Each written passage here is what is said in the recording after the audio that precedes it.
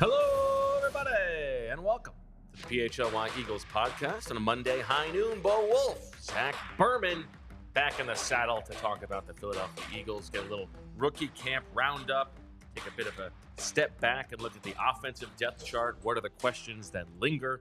What are the things we need to worry about as the season looms, Zach? But it's a long loom. We're at the beginning now of the stretch before training camp. How you doing? How was your weekend?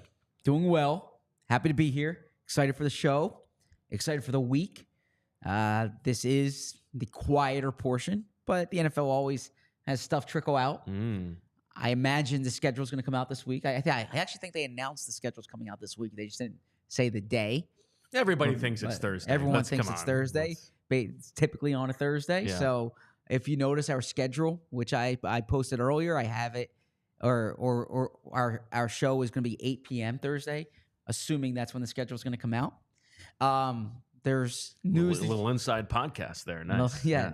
There's some news here and there. Actually, just before we came on the show, it's breaking that the Carolina Panthers are signing Rashad Penny to join Miles Sanders and Chuba Hubbard. I mean, if Rashad Penny goes to Carolina and has this great year, I think that would be very funny. Well, they probably figured that last year they paid for the Eagles running back with a ton of production, so this year they're going for the one who has no production. Right, and they also figured that if Rashad Penny signs early in free agency, he's not going to do anything. But if he lingers all the way until after the draft, then maybe he will do a lot.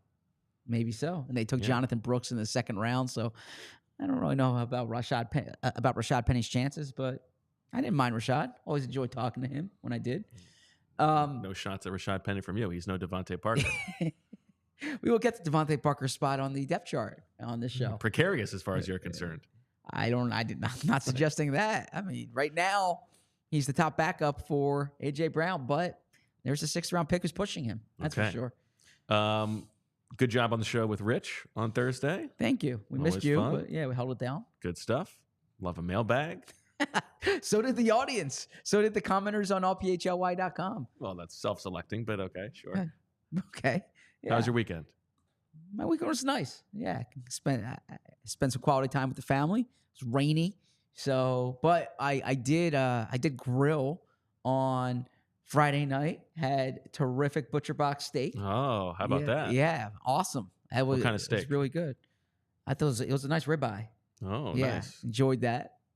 Straight on the grill? What did you do? On, and then you take it off the heat? What'd you? I put it on. I mean, I have a method for doing this. I don't need that. Let's hear the method. Let's hear the Zach Berman method. Yeah. So I put on high heat for 90 seconds each on each side. Okay. And then, depending on the thickness of the steak, you turn. Then I do like a medium heat, indirect heat for like 3.5 minutes on each side. Okay. And then, that's about it. Oh, that's it. Okay. That's it. Yeah. Gotcha. And what's going on your seasoning? It depends. Emily seasons it? Because if I season it, I put on the Montreal steak spice, which I like. It's kind of in my blood, right? But she's not as big a Montreal steak spice fan. So when I have the steak with her, which I did, it's just like a garlic, pepper, salt, that kind of thing. Yeah. How was your weekend, more importantly? It's good. I had a wedding down in the Outer Banks. It was fun. Long drive. Great time. Nice. I've seen you at a wedding. You dominate the dance floor. Were you dominating the dance floor? This narrative that you spout is. It's true. It's first of all based on one time. And you were quite the dancer. I was part of the. It's part of your job as a good wedding guest to put out some stuff on the dance floor. To join the party. I disagree with that. Yeah, that's part of your job. No, it's not. Yeah, show up for the party. Yeah, but I actually don't think you don't want someone on the dance floor who's taking away from the who's like not a good dancer. No, but you want it to be a full dance floor. But you don't want it to be too full either. No, you do. Yeah, no, I think you do. No. Yeah. You don't want it too full where you do. people can't navigate. You want everybody to be having a good time at your party. Sure, but sometimes you can have a good time. Chatting with the other husbands. Yeah, but we know you don't like that either. I mean, you're at a wedding. You can small talk sometimes. There's different things you can do. Yeah. But nonetheless, you're a very good dancer. Well, not true, but thank you. Okay, what did happen this weekend, Zach, was mini camp for the rookie camp rather. You had a chance to hear from all of the 9 draft picks. What did you learn? Yeah, so a few things that I'll get into each of those picks. I received some questions from the audience about like how players looked, and I just want to be transparent. I was only out there, we were only out there, the media, for opening, for the warm-up period on Friday. We weren't able to watch the entire practice. It would be disingenuous for me to say, I really like the way so-and-so looked, right? Because I just saw them running around. Now, you saw them in jersey numbers. You saw who wasn't participating. So from a participation perspective, Ainias Smith was not participating, right? He's still recovering from his injury. Cooper DeJean, Will Shipley, both participating, right? So that stands out. A.J. Brown was watching practice. Jordan Mailata was there too. I did not see Jordan Mailata. They officially announced all their undrafted free agents. They had a few high-profile tryout players, including John Ross, Jakeem Grant, Terrell Burgess, and Shaq Quarterman. Yes. So some established veterans there. John Ross, of course, a former 9th overall pick, 2017, someone who the Eagles were interested in that draft. But we also had a chance to speak to all eight draft picks, not all 8 rookies, because there were other undrafted rookies, and Nick Sirianni. And so just a quick note from each of these guys, okay? Quinyon Mitchell, who, if you guys saw the behind-the-scenes footage that the Eagles put out last week, and they had really good footage, Howie Roseman said he wants him to live next to Slay. He wants him to sleep next to Slay. Uh-oh. And Quinyon Mitchell's response is... Other people got to ask about that. Quinyon Mitchell's response is, I would, no joke, I'll live with him. I'll be his roommate. And I asked Quinyon about that, and he said if Slay wants him to live there, he will. He's got to run that by Slay. He had a good night at the Sixers game, got exposed to the Philly fans. He went with Cooper DeJean. Him and Cooper have had this kind of relationship, throughout the draft process. Quinyon Mitchell watched his tape. Quinyon drove to Philly from Toledo in his Honda Accord, and he was staring at the mountains along the way, visualizing kind of what's ahead. So there's your quick Quinyon Mitchell note. Cooper DeJean, it was his first practice since November. He was pumped to be out on the field. Like, he's trained for the combine and whatnot, but he hasn't actually played football since November. So, that was the exciting part of the first day of camp for him. If you guys saw the footage, and I'll have more on this on allphly.com, of when the Eagles were on or trying to trade up for DeJean, the Rams jumped right in front of them, one spot ahead, make a trade with the Panthers, and in the Eagles draft room, they thought that was for DeJean. It turns out DeJean did not have much contact with the Rams. He didn't think the Rams were a place he was going to go. He was hoping he would go to Philly. Was happy how that all worked out. J-Alex Hunt. Quickly on Cooper DeJean, I know the note is in your story on allphly.com, but where was he practicing? He said, because he, I'm glad you asked. Him and Quinyon, we spoke to after practice. The other guys we spoke to before. So he said he played all over during his first practice. He wasn't just in one spot. Of course, I didn't get to watch that. Also, but that's the what he first said. practice of rookie camp, you may not even have a designated position. They're just like lots of individual drills and stuff and scheme talk. But So J-Alex Hunt, you made that phone call caught some attention. So Howie Roseman talked about it. Yeah. Now my goal was to ask about that phone call without actually saying that, because look, this stuff's recorded. I don't want I can't pull it off as craftily. Don't take yourself so seriously. As J-Alex Hunt cares. could. I can't pull it Say off. Say it if you're just quoting. As craftily as J-Alex Hunt could. Anyways. So, yeah, he said that's not typically the way he handles his business, but it was the excitement of the moment. Okay. Right? He was laughing about that. I asked him what perspective he has on, like, being in the NFL, that someone from, like, his college background would appreciate that the other guys, might not fully appreciate. And his answer was equipment managers. He's never had a full-time equipment manager in his life. Oh, So interesting. he's like, they'll just get you anything. You yeah, know? that's great. So it's funny because, like, at Alabama, Georgia, that's no different to them. But you can probably realize someone from Houston Christian, they get an equipment manager. Greg D it's like the coolest thing in the world. I need such and such. Oh, here you go. We got that for you. You need this T-shirt. You need this pad. Yeah. So that Will Shipley Will Shipley's been to Philly quite a bit because his brother played lacrosse at Penn. A matter of fact, Will was going to the Ivy League championship game, I believe it was, on Friday night. But so, you know, he's been smiling ever since he was drafted, he said. So he's happy to be in Philly. I'll have more on Will Shipley there too. Jeremiah Trotter Jr. Then the numbers came out. So a lot of these numbers are subject to change. Yeah, I want to talk to you about the numbers. Yeah, in a sec, so like for instance, let's say in theory Zach McPherson's not on the Eagles roster this year. He might be, he might not be. Quinyon Mitchell could switch from 30 to 27. But as a first round pick, he's going to have to pay for that. He's going to have to buy back the jerseys. Unless they don't put his jersey on sale. Until they could wait. Is that what they do? They're not going to sell their first round pick's jersey until they Zach could McPherson wait gets cut? I don't know the answer to that. Seems kind of crazy. Yeah. But yeah, if he changed his number, he would have to pay for all the inventory that they have. So that's tough. So the Eagles could like be anticipating this and hold it back. I don't know. Is that how it works? What's that? The Eagles get to decide whether they're going to put the first round pick's jersey on sale or not? Well, I mean, the Fanatics, don't Eagles, they have to print it anyway? Like, this is a supply and demand issue. Well, I mean, you can't just go onto the site and buy like Dylan McMahon's jersey, right? That's my point. So they can determine whose jerseys are for sale. Well, I know, but they're really going to not put the first round pick's jersey for sale. So Mitchell can keep 30, but I was just using that point as a way. We'll get to the numbers. 30 is a terrible number for him. Okay. Don't you think? Well, there's no numbers in the 20s Stock available. down on Quinyon Mitchell. There's no numbers in the 20s available. Well, I know, but that's what number would you want him to wear? He should be in 27. He can't go to Zach McPherson and be like, yes, they can. Then what about all the Zach McPherson jerseys out there? Not a lot. Anyways, we'll get to the numbers. What I was trying to say is Jeremiah Trotter Jr., that number won't be changing, I imagine. 54. Yeah. So if you have a Jeremiah Trotter jersey from 20 years ago, that thing's back in style these days, right?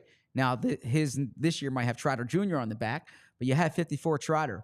He said that it was just kind of understood. You know, he went in there and they had 5-4 ready for him, right? When they were talking numbers. But, you know, there was a line actually, Jeremiah Trotter Sr. was quoted by Dave Spadaro from PhiladelphiaEagles.com as saying that his son, you know, can save money on rent.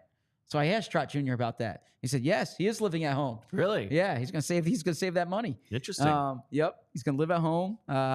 And he knows his way around the facility. I asked him about that phone call with Jeffrey Lurie, and he said it was real emotional for him too, like knowing how much that moment meant to the organization and them who knew his father and knew his mother. Trevor Keegan. Well, I should go with Ainias Smith first. Ainias Smith was he was also a head of Trotter. I jumped there. Ainias Smith still recovering. Learned some tricks of the trade. From what? He had a foot injury before the draft. I don't have the exact foot injury here, but just so the people know what body part we're dealing with. Yeah. But enjoy talking to Ainias Smith. Excited for the kickoff rules. He was speaking with Jakeem Grant about some longevity, about longevity in the NFL. His father played in the CFL, and he heard some tips from his father about kind of how to survive in the league. Stress fracture in his left shin according to Dan Brugler. Thanks, Dane. Smith also said that. So I was doing some research on Smith this weekend. He has a cool YouTube page that when you finish subscribing to our page, I hope everyone's subscribing. You can check out his page. He actually had a behind the scenes from his visit to Philly, which was good from his top 30 visit to Philly. They didn't let him tape inside the facility other than the cafeteria, but he was working out in the gym. Do you know what wide receiver was on a 30 visit with him? Johnny Wilson. No, Xavier Leggett. They were working out in the gym together. So interesting piece of info there. Trevor Keegan. There's a lot of talk about whether Trevor Keegan can play from left side to the right side. He said in his post-draft call that him and Zach Zinter would switch sometimes, and he's been taking snaps. But did you know that Trevor Keegan is ambidextrous? So if you all remember Andre Dillard, was it Andre Dillard who used the toothbrushing analogy? Try brushing your teeth with your right hand. Jordan Mailata used the wiping your butt analogy. Yes. Yeah. Trevor Keegan, he left and right, doesn't matter to him. He's good. So you won't say big pimpin' on a mic, but you will say wiping your butt. I just kind of want to avoid your analysis of me saying such a term. So that's all. Okay. Johnny Wilson. There's been no talk moving him to tight end. But when he talked about kind of although the number 89 might beg to differ with that. Well, there's no numbers in the teens for him either. So, but speaking of numbers in the teens, what player do you think Johnny Wilson? Is it Drake? Oh, sorry. I don't understand the joke. That's okay. What player do you think Thank you, Bree. What player do you think Johnny Wilson? Very hip. Very up on the stuff. You seem that way. I know there was competing albums that came out the other night. But close enough. Yeah. I didn't listen. That's okay. Okay. Was there not competing albums? Well, they're not albums. Okay. All right. What's the term? Songs? Yeah. Okay. All right. Drops. Sure. Competing drops. Okay. Go ahead. Yeah. Okay. What player do you think Johnny Wilson kind of looked up to, modeled himself after? Harold Carmichael. How did you know? I didn't know. Ah, I there just you go. figured a tall wide receiver. Yeah. So Johnny Wilson. From right over there. Johnny Wilson. He knows the fan base, Harold Carmichael and Alshon Jeffrey, guys he's looked up to. I did ask him the Bo Wulf question. What did you and Howie Roseman talk about on that walk around the field? Nice. Yeah. Personal stuff between him and Howie. Oh, yes. Okay. Talked about their lives and stuff like that. Yeah. And then Dylan McMahon met Jason Kelce in Howie Roseman's office the other night. Really? Yeah. Well, now we're talking. You know what the pickup line was? From Jason Kelce. Are you from Knoxville? No. Because you're the only 10 I see. No. It's a good one there. Okay. Would have probably killed it in 8th grade, right? Dylan McMahon was in there. Jason Kelce said, undersized center. That was it? that was how they kicked off their conversation. Oh, okay. Yeah. He got Jason Kelce's number. Nice. And, you know, he does They're more. Giving Kelce's number away already? No, he got Jason Kelce's phone number, and Kelce said, reach out whenever. And Dylan McMahon's trying to kind of. Yeah, that's an awkward thing. Yeah. Because you're not in the building with the guy, so you can't just shout at him. And also he's like the biggest celebrity in the city. So, but he's offering. That's a tough dance. Also, a little, a little behind the scenes there that Jason Kelce's just hanging around the Eagles facility on a Thursday night in May. So good to see. Undersized center, 6th round pick, still affiliated, future Hall of Famer. It's all 191, yeah. They were pick 190, pick 191. Yep. Yeah. There's other connections that you can soon learn more about as well. Okay. And then so that's your rundown. And then the last thing, when we went through the undrafted free agents, we talked about the ones that were reported, but there was still one left. Yes. And that one left that came out. You know how I am with. Yeah, let's see how you do here. Okay. Let me pull it up. He's coming in at 6'5", 318 from the country and continent of Australia. Here you go. Lakin Vakali.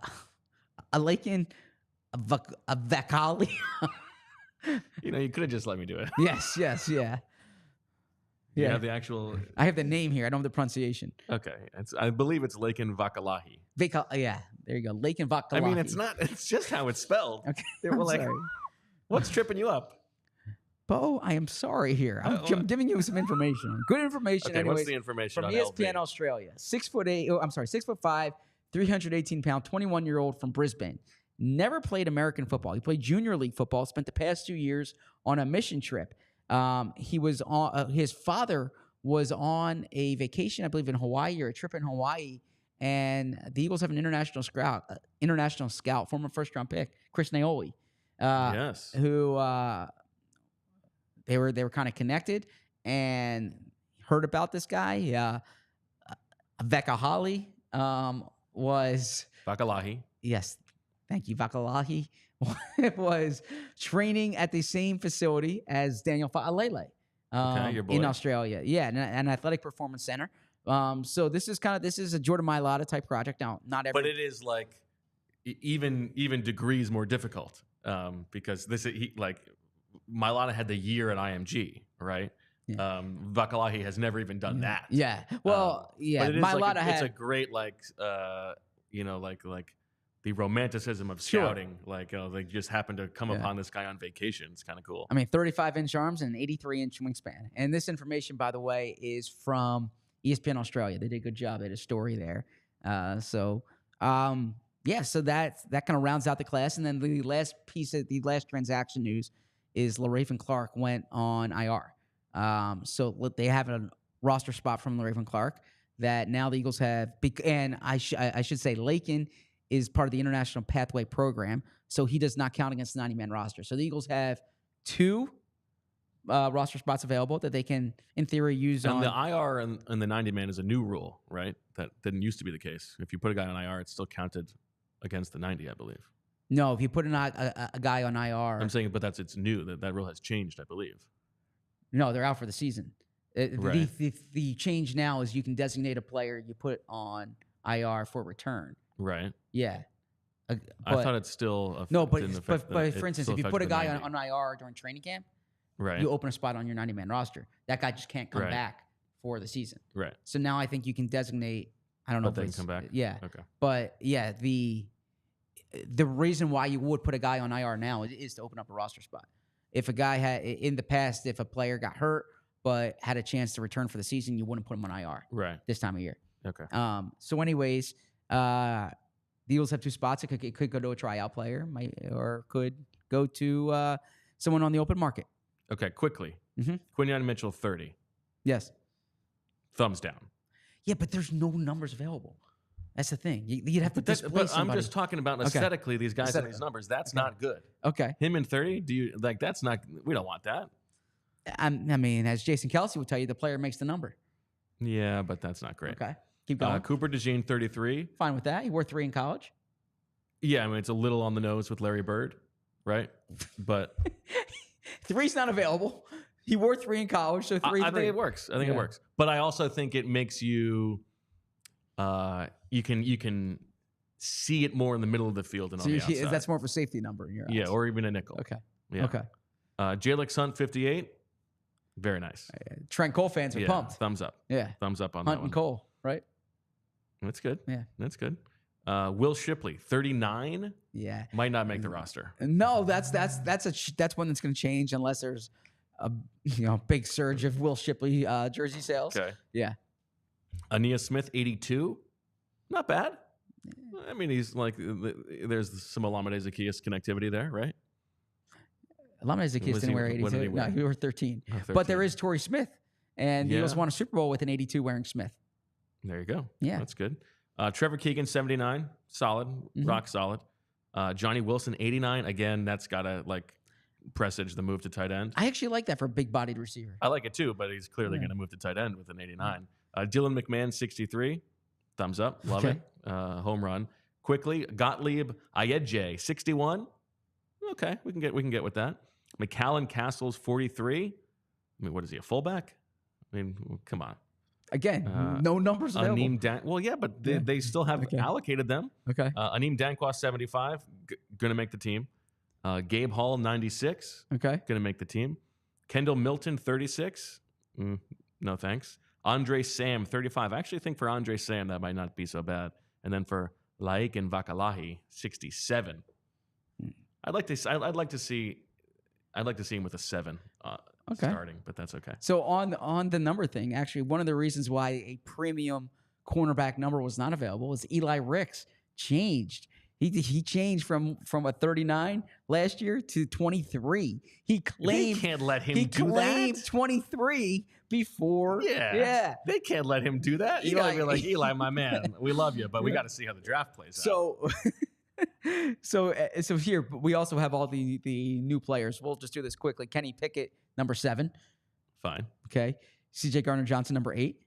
Yeah. DeVante Parker gets 13. I know that makes you angry. Will Greer gets 16. So 16 is going to open. Okay. Okay. Yeah.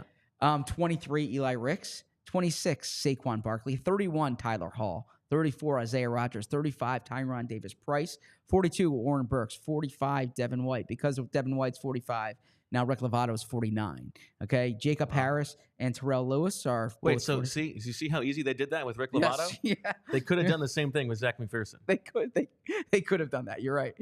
They could have done that. Devin White might have paid. Who knows? Okay. Julian Okwara, 52. Zach Vaughn, 53. Matt Hennessy, 77. I know there was a report out that he's 76, but my understanding is Becton is 76 we got to at get the that moment. right. That's Unless that changes. PJ Mustafer, 78. Parris Campbell, 80. EJ Jenkins, 84. CJ Uzama gets 87. Austin Watkins wasn't 89, but I think he switched after I posted this. And then Moro Ojimo switched to a number in the 90s as well. We got Brandon Lee Gouton in the chat, himself a number fan. He says 79 underrated. Brandon Brooks and Todd Harriman's lineage. That's pretty good. And he agrees that 89 on a big receiver is a good one. So there you go. Thank you to BLG for being with us today. Absolutely. Also with us today, our friends at BetParks, because we are brought to you by the BetParks app, and you can get in the zone with the BetParks Sportsbook app. The money is in the moments. You know, there's not that many events coming up in Philadelphia sports now that the Sixers are done, but you still got the Phillies playing at 4 o'clock today. You got the rest of the NBA playoffs, and if you're trying to decide like how can I get into the NBA, like am I going to have any juice for these games now that the Sixers are out? Well, yeah, maybe put a little lettuce on it, watch, see who falls behind in the first half, and then bet on them to win the game, because you never go wrong that way. Win big with all-day action. Win your first $10 bet and earn $125 in sports bonus bets. You play for fun. You love to win. You bet. Download the app and play along with us. Must be 21 or older. Please gamble responsibly. If you or someone you know has a gambling problem and wants help, call 1-800-GAMBLER. You know, a friend of mine works at Wawa. I was chatting with him on Saturday night, and I said, you know what I think one of the great new additions at Wawa is? Olipop. Because if you want the world's first functional soda with a classic soda taste and the benefits of plant-based fiber, prebiotics, and other botanical ingredients to support gut health, Olipop is a new kind of soda with only 2 to 5 grams of sugar and 9 grams of fiber per can. It's available online and in almost 30,000 retailers nationwide, including the most recent launch at all Wawa stores. Olipop's debut in Wawa couldn't be more of a match made in heaven. A delicious, healthy drink meets a convenience store, both adored by a cult following. The 2 flavors you can find at Wawa are classic root beer and strawberry vanilla. But what you should know is there's so many other flavors, because Olipop has delicious nostalgic flavors like vintage cola, classic root beer, orange squeeze, classic grape, strawberry vanilla, cream soda, and cherry cola. They also have Dr. Goodwin and a lemon lime flavor. That's also really good, and it's much lower in sugar than conventional sodas, with only 2 to 5 grams of sugar from natural sources, no added sugar. Their vintage cola has just 2 grams of sugar as compared to the regular Coca-Cola, which has 39 grams of sugar. Use the code PHLY for 20% off your next Olipop order. The discount only applies to one-time orders, not to subscription orders. Olipop is sold online, drinkolipop.com, and on Amazon. It's available in almost 30,000 retailers nationwide, including Wawa, Target, Sprouts, Wegmans, ShopRite, and Go Puff. All right, Zach, let's talk a little bit about the depth chart. Take a step back and look at how things stand here as we enter the summer, and maybe have some healthy debate. Okay, what do you want to get angry about? No, I actually think running back might be a debate for us, but let's get to it. Well, let's talk about quarterback first. Yep. Let's work our way around, and obviously you've got Jalen Hurts at the top, Kenny Pickett, Tanner McKee, Will Grier. My one pressing question here is between Kenny Pickett and Kenny Gainwell, who do you think is more likely to be like, I'm an adult now, call me Ken or Kenneth? Well, I would imagine Gainwell, because he actually goes by Kenneth in the media guide, right? Yes. You call him Kenny, but formally he's Kenneth.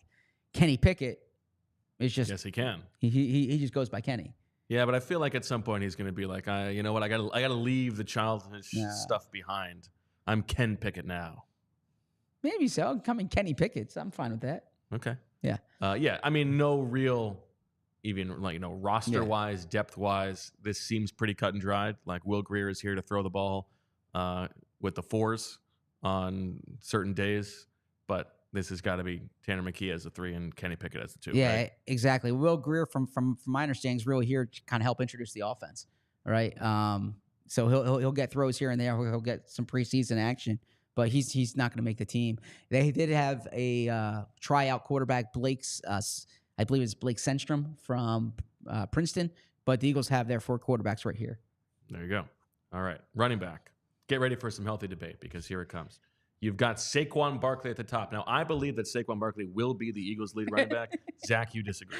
I think Saquon is the lead running back, yes. Okay. And a darn good one at that. The rest, Kenny Gainwell, Will Shipley, Tyrion Davis-Price, the former third-round pick of the San Francisco 49ers, Lou Nichols, Lovin L-E-W, and Kendall Milton, the undrafted running back from Georgia. I guess you're assuming that Shipley's the 2. That's the debate that you want to have? Yeah, I think Shipley's going to push for the second spot, and I think he's going to get it. Okay, why? Well, first off, 4th-round pick, someone that the Eagles clearly targeted. I think the versatility that he has, I think the ability to catch the ball. And I like Kenny Gainwell, but Kenny Gainwell's had 3 years here to kind of show that he can be more of a threat in the passing game, and Shipley's done that. I mean, Barkley's going to get... But don't you think that's a function of the offense and not Kenny Gainwell problem? Maybe so, but when you were watching it, did you think he was a threat in the passing game? I think he is a threat in the pass. I think he can catch the ball. Okay. I just don't think that they do that in this offense, and they keep telling us that it's coming. Now, this is going to be a different offense, and so if it comes, it doesn't have to necessarily be Shipley. Yeah. I think it could be Gainwell, and I also think they're going to be playing Saquon Barkley 80% of the snaps. Absolutely. Right? Now, that's part of the appeal, and part of the reason to pay him so much is that he can stay on the field on 3rd down, right? Absolutely. You know, and they've even said, like, this is going to be a 270, carry or touch player. Now, if Saquon goes down, I guess this is where the second running back, if Saquon goes down, that's true. Who gets the majority of the work, Shipley or Gainwell? I have seen so much evidence that Nick Sirianni loves Kenny Gainwell, sometimes to like the detriment of what everybody else sees, that I find it hard to believe that Shipley would just take that job from him. But it's not crazy. Yeah, 4th-round pick is, I mean, that's good draft capital for a running back. The Eagles. Well, Gainwell was a 5th-round pick. Pumphrey was late 4th. 4th round is fairly high. I mean, outside of Miles Sanders, that's the highest Eagles have drafted a running back in quite some time. Okay. Yeah, so I think that showed. Now we'll see in training camp, but I think the Eagles like Will Shipley more than the public does. Well, there's no doubt about that. Yeah. That's by definition they like him more than. Well, they like him more than the everybody rest of else the team does. No, but I'm saying, Yeah, but I read everything, and I listen to everything. It's true. And the pick that kind of has gotten questioned the most has been Will Shipley. And to me, I mean, Howie Roseman was on. See, I watched him on McAfee. I watched him on Rich Eisen, which I listened to him on Sirius XM. I think it was on Rich Eisen where he said that he gets excited. He got excited with Will Shipley when there's an underclassman who declares, who I guess like they don't have reports on yet, and he gets to write the first report. Oh, interesting. He said he felt like he wrote the first report on Shipley. Well, this seems like a terrible signal. Like, the reason they like him is because Howie got to write the first report. No. Like, I'm saying Howie was excited about that. Yeah, but Howie that was seems like excited terrible about that. process. Of course, he's Yeah. excited about the guy The who one gets to thing I write the don't like first about report is, on. like- He's waiting. He's overweighting the grade. Well, Howie and Nick have both used this term with Shipley, just an all-American guy. And I'm like, man, do I hate that? listen, I'm like, sell me on his athletic ability, sell me on his versatility, sell me on like the fact that he was able to be productive Like in multiple drafting ways. Jimmy Chitwood. In round Yeah, 4. don't sell me on the fact that he's this 4.0 student who's like If there's anyone a who tone want to setter take your to program. daughter, it would be. Yeah. Actually, I don't like that at all. Actually, a shout out to Jeff McClain from the Inquirer. He had a podcast on undrafted rookies, and he had this line in there. It was about Reed Blankenship, and he's like, "If there's anyone who you would want to date your daughter, it's Reed Blankenship. Just ask Scott Schaefer because he's dating Scott Schaefer's daughter, and Scott Schaefer was the defensive coordinator at the time. I thought it was like a good device that he used there. Yeah. Okay. Yeah. Nice. Okay. Yeah, I mean, I think you're right that the bigger concern here is if Saquon misses time, who is it? Now, let me ask you this. Do you think they carry a 4th? Ooh. I guess I need to see kind of the return situation and They've how. got so many returners. Well, that's what I'm saying is like if they're not carrying Covey for return purposes, then I think they could keep 4 running backs, right? But if they go deeper, like I don't think they're going to go deep at tight end. I mean, if they go deeper, if you're looking at the skill spots, they can go deeper at wide receiver. But it wouldn't be Covey just from a receiving perspective. It would go like Covey would need to be a returner for you. But if you're using Shipley or you're using Ainias Smith or you're using Cooper DeJean or you're using Parris Campbell as a returner, then I think you could go deeper at running back. There's not one that jumps out, but Price Davis, like you said, was a former third-round pick, and the Eagles were aggressive signing him off the 49ers practice squad to a futures deal. I'm a little curious to see Lou Nichols, too, a guy who was very productive in college, but then ran a 4.61 in the pre-draft process, spent a year with the Packers practice squad, and we'll see how he does. All right, let's talk tight end before we get to wide receiver. Tight end, you got Dallas Goedert at the top. C.J. Uzomah, probably the presumptive number 2 over Grant Calcaterra. And then you've got Albert O in the mix, McCallan Castles, the undrafted rookie from Tennessee, E.J. Jenkins, and Noah Tongiai.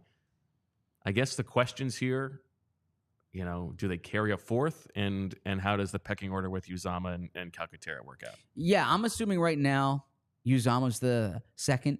If Uzomah's not the second, I wouldn't carry him on the roster, right? Like I would just go with Calcaterra and Albert O. But I would imagine. Well, I think he's there to block. I mean, you cannot. Sure. Albert O's not blocking, you know that. And Calcaterra is not a great blocker. True. And so you need a competent blocker there. And so that's why he's here. I think he's the number 2, but it's sort of similar to last year where there are some packages where maybe it's Calcaterra over Uzomah. But look, Dallas Goedert hasn't been able to stay consistently healthy. So this is definitely a spot to watch here. Yeah, and I think that if you were to look, right guard's going to get all the attention, and right guard is the one spot where they don't have a definite starter on offense. But I think if you are worried about real injury concerns, where is a spot that could get sort of cratered, it might be tight end. Howie, Donald Parham's just sitting out there for you to trade for. Parham watch continues. Parham watch continues. Love that. We're on day, I believe, 49 Parham watch. There's no way it's been that many days. It's probably been 18 days. No way. Since look, that was March 10th or something. That was even before that. It's May 6th right now. It's almost been 2 months since free agency. Maybe it is day 49. Time flies. Time flies when you're talking draft and talking free agency. And I suppose having fun as well. Yeah. Yes. Okay. Yeah. All right. Wide receiver. Mm-hmm. Obviously, A.J. Brown and DeVante Smith at the top. Maybe you're concerned about injuries there as well. And then this is probably, aside from right guard and maybe how nickel works out, I think this is the most fun thing to watch over the course of the summer is how this race for the number 3 wide receiver shakes out. And there are really 5 competitors. Parris Campbell, DeVante Parker, hold Zach. I know we don't need the booze in studio. Ainias Smith, the 5th round pick, Johnny Wilson, the 6th round pick, and Britain Covey. Now you've also got Shaq Davis, Joseph Ngata, Austin Watkins, and Jacob Harris there. But I think this is really a 5-man race for what will be, probably one job. Now, maybe it's the kind of thing where it turns out that it's 2 guys and there's different types of roles. You've got Parris Campbell and Britain Covey and Ainias Smith competing to be the slot guy, and Johnny Wilson and DeVante Parker competing to be the top backup on the outside. But if you had to guess right now, who would have the plurality of your turkeys for being the number 3 receiver in terms of targets over the course of the year? Right now, I would say Parris Campbell. I think Parris Campbell would be my front runner to be the number 3 wide receiver, the slot guy. But I think Ainias Smith's going to push him. I think they do like Ainias Smith quite a bit. Obviously, they drafted him above Johnny Wilson, right? Johnny Wilson kind of gets more of the attention because of the size, but Ainias Smith was the guy they targeted. So I'm going with Parris Campbell here, given the experience in the league. But Parris Campbell, a little bit of guaranteed money, I think $450,000. But Parris Campbell didn't do anything with the Giants last year, and the Giants were signing him, expecting him to do something. Yes. So I don't think that spot's set down. Britain Covey, when we had him on our show back at the Super Bowl, he mentioned that he wants to have more of a role in the offense this year. He's not just a punt returner. So maybe Covey can push for that slot job. I think barring injury, the slot receiver is going to get the 3rd most targets. Now, there is a situation. DeVante Smith has been really productive in the slot. Yes. So if they like DeVante Parker, or even let's say Johnny Wilson shows something in camp, and they are like, all right, let's put Smith in the slot, and let's get Parker on the outside for jump balls. Let's get Johnny Wilson on the outside is just this size speed disadvantage, right? Then it changes the math. But if you have Brown and Smith on the outside, then I'm looking at Parris Campbell right now as my number 3. If you're following the money, that would make some sense. I do think you're right that Ainias Smith is pushing there. The one thing I will say is whether it's the offense or whether it's Jalen Hurts, we're going to see if this offense changes in terms of like the target distribution and where those targets on the field are thrown. But if you're asking me to picture like the wide receiver who best fits the kinds of balls that Jalen Hurts likes to throw, I mean, it is DeVante Parker. Those like one-on-one shots on the outside where a guy might be covered and you're trusting the receiver and he puts it in a good spot. Like DeVante Parker, that's the thing that he can do. It's not separate, but it's make those contested catches. Yeah. And so it's something that'll be, I don't know, worth watching over the course of the summer.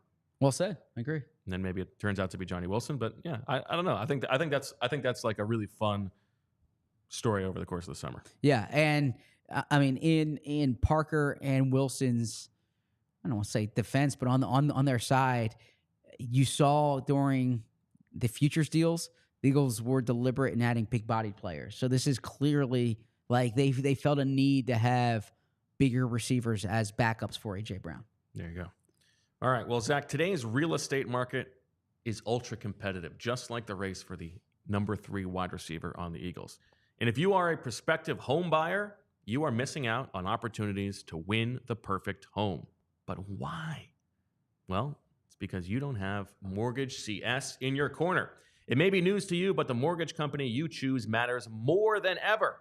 Even if you are already in the market, you can still explore your options with Mortgage CS. This is home financing, not a marriage. You may be shocked at how much money you can save. Mortgage CS is an independent mortgage broker in the Philly area.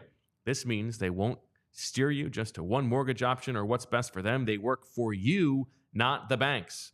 Ben and Alec at Mortgage CS will ensure you have a rock-solid pre-approval, and they'll take time to explore anything you want.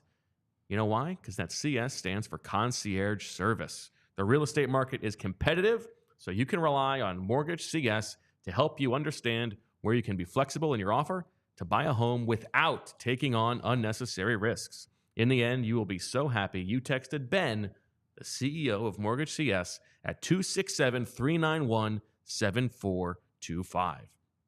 There's a reason people win more with Mortgage CS, so call or text Ben now, once again, at 267-391-7425 and see for yourself. You can also go to mortgagecs.com/PHLY to check them out or view their 370-plus perfect 5-star reviews by searching Mortgage CS right now. The advertisement is not a commitment to lend or extend credit. Mortgage CS is an equal housing opportunity mortgage broker. All loans are subject to credit approval. Certain restrictions may apply. Company NMLS ID 1464766. Visit mortgagecs.com for more information. I have on my screen in front of me Butcher Box notes. And I could tell you all these different notes, but the best thing I can tell you, well, I shouldn't say the best thing, but the best endorsement I can give is that I'm a customer, okay? I had a great piece of steak the other night from Butcher Box. And in my freezer, I can't wait for the next when it stops raining. I'm going to go out in the grill and I'm going to grill again some more Butcher Box meat, because this is easily high quality meat and seafood that you can trust. It's 100% grass-fed beef. They also have free organic chicken, pork raised that's crate-free, and wild-caught seafood. It's humanely raised, no antibiotics or added hormones. Now, what I loved about this, in addition to the quality of the meat, was the convenience, okay? I came home from work one day, and sitting right there on my front step was the Butcher Box. It's delivered right to your doorstep, free shipping, always, and curated to customized box plans. And then they have it's incredible value. You get these high-quality meats at an amazing value with exclusive member deals and recipe inspirations, guides, and tips. Butcher Box is offering our listeners an amazing offer where new users get free meat plus $20 off your first box. Join today using our link butcherbox.com/PHLY and use code PHLY to receive this exclusive offer today before time runs out. Zach, we have some news. Ooh. I believe Andrew DeCecco, the first to report, the Eagles have identified somebody from the weekend who popped as a rookie tryout player, and that is cornerback Sean Stevens from Ferris State. Okay. Who clocked a 4.3 40-yard dash at Michigan State's Pro Day, but is an old. He is an old. Okay. Yeah. And So what's interesting about it is he's a cousin of Joey Porter Jr. I thought he was a nephew. Is it a cousin? Nephew of Joey Porter, cousin of Joey Porter Jr. Oh, see, nice. Yeah, Okay. I went with the guy who's playing now. Got it. Okay. Yeah, we're a young and hip here at PHLY. Yeah, that's right. We don't need to talk about the old timers. We got the guys who are on the active rosters. Okay. Yeah. There you go. Good work. All right, let's talk offensive line depth chart. And there's a lot of guys here, and I think that's fun. Jordan Mailata, Landon Dickerson, Cam Jurgens, Lane Johnson. We expect that Tyler Steen, it's his job to lose at right guard. And if there is competition, it's probably coming from maybe Matt Hennessy, maybe Trevor Keegan, maybe Mekhi Becton. And Zach will ask you about what Nick Sirianni said about that today. You've got Fred Johnson and Mekhi Becton backing up at tackle. Keegan, we already talked about. Dylan McMahon at center. Hennessy, we talked about. And then that third level, you've got the Aneem Dankwa, Gottlieb Ayedje, undrafted free agents, Darian Kennard and Jason Poe, who were signed to futures deals, Brett Toth and LaRaven Clark, the injured LaRaven Clark, a familiar face, and then Laiken Vakalahi, who we also talked about. Good job in the pronunciation. Thanks. I think you're probably, 10, yeah, maybe 11, if you're borrowing from other spots. Sure. We'll see if people prove worth it. The undrafted guys. Rostering as just a guy to hold on to. But right guard, do you imagine that they're done there? Do you think this is what they're entering camp with? Or do you think they're still curious to maybe see if there's another option to compete at right guard? Yeah, I think they'll continue looking around. Like if I keep mentioning Dalton. You keep bringing up Dalton Reisner. Yeah, no, I don't know that, but he's probably if I had in my office, a list of the best available, Becton would have been the top available tackle. They signed him. Risner would be the top available. Is it Risner or Reisner? I thought it was Reisner, but Okay. I could be wrong. He would be my top available guard. And so if they wanted to go that route, they could. But I also thought from the start of the offseason they should give Steen a chance to win this job. Now, I don't know how enamored they are with Steen's play last year, but Steen gets a full offseason now. And Matt Hennessy does give them that veteran depth. But I have Steen number one on my depth chart in front of me. Now, you mentioned Mekhi Becton. I did ask Nick Sirianni, is Mekhi Becton going to get a look at guard? And he said Mekhi Becton's going to he's going to start at tackle where he's played in his career, and they'll go from there. So that's not committing to only tackle, but they didn't bring him in. That matters. Yeah, they didn't bring him in expressly to play guard. They're going to take a look at him at tackle to start. It is Reisner, just to confirm. Reisner, you were correct, per usual. It's not about correct. It's about us getting it correct. It's not about. It's not between us. It's not a competition. No, but you were correct. Do you think that Matt Hennessy is a real competitor for right guard? I don't. Well, look, I think he's kind of your default option, right? He started in the league, but I think Matt Hennessy. I mean, he said himself he's better at center, or he has more experience at center, I should say. So I also think that the Eagles like the bigger guards, especially when we spoke about this with Brandon Thorne. When you have a smaller center, and Cam Jurgens is a smaller center, right? Relatively speaking, if you have that 6'5", 330-pound guard next to you, which Steen is, which Dickerson is, it's a little different than if you're going with the kind of more the center body. So I would give Steen the edge there from a body type perspective as well. So let me ask you this then. Let's say it's not Steen. Mm-hmm. Who is most likely to take that job? Is it Becton, is it Hennessy, or is it Trevor Keegan? Good point. Good question. I guess I would go Hennessy, because if you're not going with Steen, I imagine you're going with the experience of Hennessy. To me, it's like a Wisniewski situation, right? You're going with the guy who all right, you can put him in. He's not going to be overwhelmed in the NFL game. Like that's when they turn to Wisniewski. But Keegan played 3 years on the best started 3 years on the best offensive line in college football. Becton, I don't know. I mean, I'm intrigued by it. I would, if Becton can play there, I think you used a great term on last week's pod, a sunblocker, I think you called him, right? You want him to be a defensive line I blocker. think that'd be fun if he was But the right guy. I yeah, think that'd be exactly. cool. I mean, 25-year-old. Yeah, why not? Yeah. So look, but I would think if you don't go with Steen, who was your 3rd-round pick last year, who's going into year 2 in the system, then you probably lean toward experience, and experience is Hennessy. Question is, who's your second team offensive line from Steve in the chat? I think I would go Fred Johnson, left tackle, Trevor Keegan, left guard, Dylan McMahon at center, Matt Hennessy, right guard, Mekhi Becton at right tackle. So you think Hennessy over? So you think McMahon will be the second team center and not Hennessy? I think so, because Okay. Jason Poe is, I think, a pure center. Sure. And so he needs to be on the 3rd team, and you want to get. I mean, I'm sure Okay. sure there's a rotation. Yep. But I think you know Hennessy can snap, Sure. and maybe he's the game day backup at right Okay. guard. So And do you think so? There's a difference between like second team offensive line and then top backup option, right? yes, Do you think Becton or Fred Johnson is the top backup option? at left tackle, Yeah, it's a good question.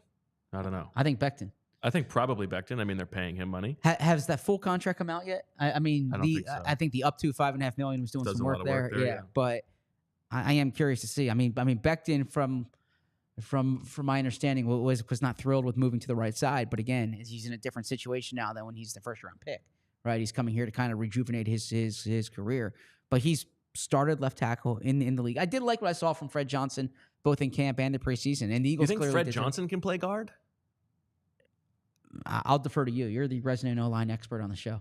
Yeah, he's it's different because even though he is a huge guy, he's not as girthy as Mekhi Becton. So I am not sure that he could do it. Don't sleep on Fred Johnson, I don't know. even I if think he's that's sleeping possible. in meetings. Yes. Yeah, there you go. He's got that condition. Yes. Okay. All right, Zach. Good stuff on the depth chart. You had some roast thoughts that you wanted to get off before we left today. Yeah.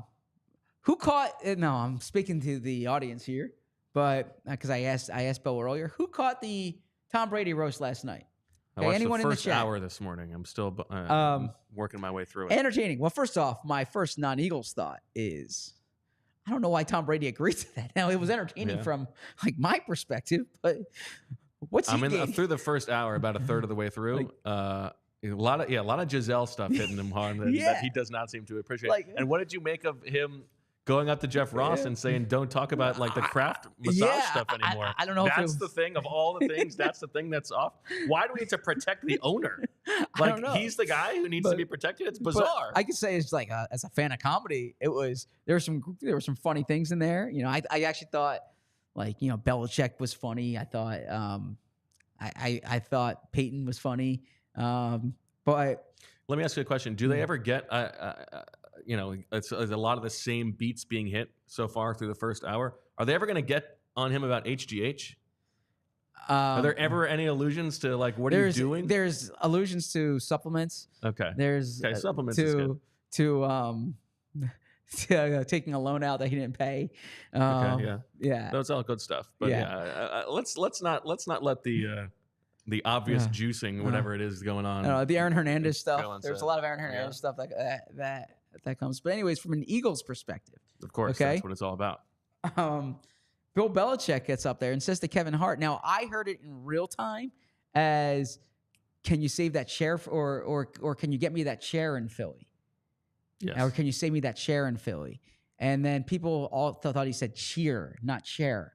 So I don't know. Wasn't he complimenting the chair that he was sitting on? So that's it was definitely the chair. But people said cheer. So that's why I deleted my tweet, because I actually got a few DMs that said he was saying cheer and not chair. But in any event, whatever. Regardless. Either way, yeah. Regardless. I mean, he's openly joking about going to Philly. Yeah. Right? And if you're Nick Sirianni, a story comes out from and I'm not ripping on anyone else here, like the most credible magazine writers, like those two and Greg Bishop are from my perspective.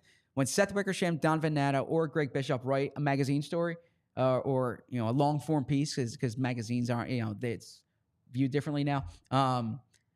That to me is like it's rock solid. It's vetted. It's so well reported. These guys are so connected. They're talking to so many people, right? So when this comes out that the Eagles were openly talking about Bill Belichick, And then Bill Belichick goes on a roast and literally says, like, keep this cheer for me in Philly. I mean, this is just looming.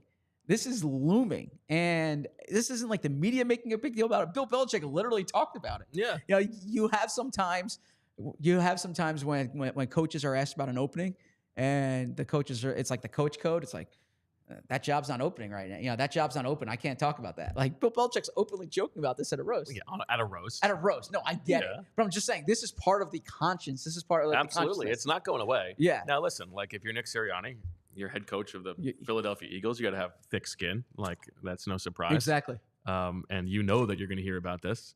But, yeah, I mean, it is true. Like, if they lose 2 games in a row, at some point, people are going to be saying, like, get Belichick in here. Yeah. It's not going away. Yeah. And then Tom Brady had some choice words for Philly at the end. Yeah, what he called Philly racist. Yes. Like, he plays in Boston. Yeah. I mean, even if it's true, it'd be like you guys eat too much beans. Well, I think and again, I don't know Tom Brady. I think it was trying to find a way to make fun of Kevin Hart, but yeah, that and then the greasing poles thing. I didn't see that actually. Oh, you want to deliver the line? No, I can't. I can't deliver the line. You're a fan of comedy. I mean. It's a fan of comedy. Yes, I don't want to be like Michael Scott in that when he tries to imitate Chris Rock, right? Like, I'll let the people who deliver the lines deliver the lines. But yeah, I found that to be kind of forced. But overall, it was funny. It was like the whole show. I appreciate that, and I admire that he has thick skin. I admire thick skin in people. I just don't know what's in it for Tom Brady. Like, probably money. Like, Tom Brady doesn't need more fame, is my point. So, yeah, I guess it's fun. Are you a roast guy? I like a roast, but yeah, it's formulaic, but I like good ones. But sometimes it's like you roast someone who wants to get back in the spotlight, right? Hey, Tom Brady. I kept wondering what's in this for Tom Brady. Yeah, but it was entertaining nonetheless. And I admire how like everyone was a good sport. Gronkowski, he's just fun. Like he's willing to laugh at himself. He's the butt of so many jokes. Yeah, and he actually didn't seem to be laughing as much about the jokes about himself that I would have expected. Okay, like the Alana Glazer line was very funny. Yeah. So, anyways, I thought it was entertaining. I was getting a bunch of texts. Are you watching this? So people were clearly into it. And Nick Berman had some trenchant thoughts. Well, yeah. I mean, actually, there's something tonight I'll be watching on Netflix as well. The John Mulaney. Everyone's in LA. I think it's called, but Netflix is doing more live stuff. So trying to follow our lead. Trying to follow our lead. Yeah, you can watch it live. Listen, Netflix, enough. Okay, if you want us, you have to pay. Yeah, you can watch this show live at noon and tomorrow at 3:00, and then Thursday at 8:00. But otherwise at noon. And then you can, if you don't catch the live viewing, you can watch it. And trust me, I'm reading every comment. I'm reading all the reviews. I appreciate that. Try to take there's some of these comments that I'm trying to apply. Like, all right, how can I work and how can I improve this? How can I improve that? There's other comments where I'm like, sorry, man, I can't help you there. So. Oh, there you go. Yeah. We don't need to get into the pizza shop thing right now. No, we don't. We're ready to hit it right at an hour, so that's good. Okay. Yeah. Thanks to everybody for watching and listening to today's show. Back tomorrow at 3:00. We'll do the defensive depth chart overview and some other stuff, I'm sure. Make sure that you're subscribing to the YouTube page and all that good stuff. Evangelize about the show to all your friends and join us tomorrow. That'll do it for this episode of the PHLY Eagles podcast. Thank you to Bree for running things behind the scenes today. We'll talk to you tomorrow. And as always, we love you. We all silly like the mayor.